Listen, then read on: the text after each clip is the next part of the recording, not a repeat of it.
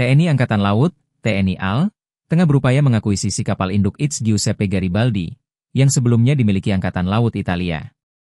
Langkah ini disebut menjadi bagian dari penguatan armada sekaligus memperluas kemampuan operasi TNI AL di laut.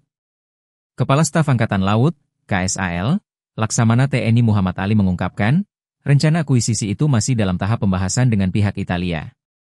Yang kapal induk, nanti bisa ditanyakan ke pihak Italia, tapi kita berusaha untuk mengakuisisi kapal induk yang dulu dimiliki oleh Angkatan Laut Italia, yaitu Garibaldi, dan nanti akan harapannya bisa memperkuat jajaran kita, kata Ali, saat ditemui di atas gelada KRI Brawijaya 320, yang bersandar di dermaga 107, Tanjung Priok, Jakarta Utara, Senin, 8 September 2025.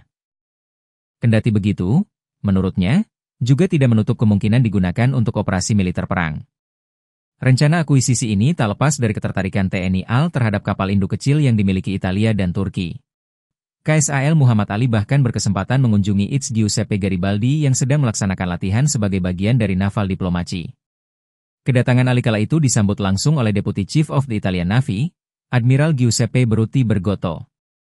It's Giuseppe Garibaldi merupakan kapal induk pertama yang dibangun untuk Angkatan Laut Italia dan difungsikan untuk mengoperasikan pesawat sayap tetap.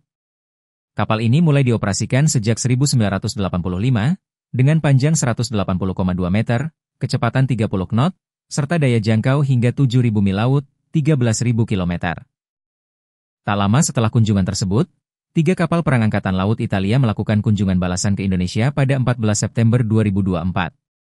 Salah satunya adalah kapal induk It's Cavour C550, kapal induk tipe Short Take-off and Vertical Landing, STOVL, yang mampu mengoperasikan pesawat tempur F-35B Lightning II dan AV-8B Harrier dengan kemampuan Vertical Take-off Landing, VOT.